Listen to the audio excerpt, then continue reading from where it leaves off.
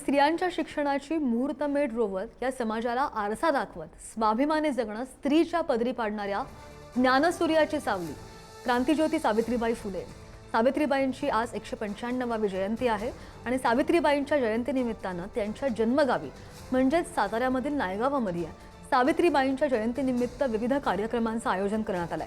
यावेळी मुख्यमंत्री देवेंद्र फडणवीसांसह उपमुख्यमंत्री अजित पवार, छगन भुजबळ आणि इतर नेते सुद्धा उपस्थित असतील।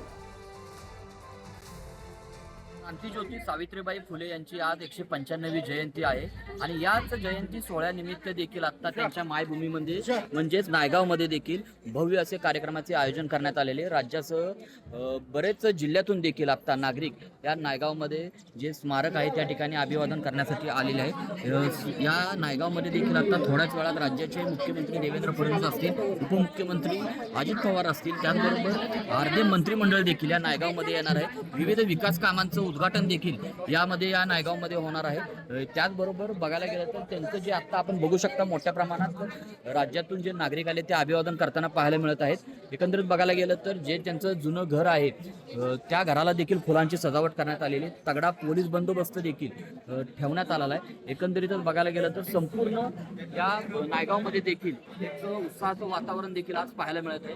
एकंदरीत बघायला गेलं तर राज्याचे मुख्यमंत्री त्यांच्या हस्ते 143 कोटी रुपयांच्या विविध विकास कामांचं देखील उद्घाटन सोहळा पार पडणार आहे। एकंदरीत नेमकं देवेंद्र फडणवीस काय घोषणा करतायत, काय बोलतायत याकडे देखील लक्ष आहे। कॅमेरामॅन ओंकारसह मी साई सावंत, पुढारी न्यूज, सातारा।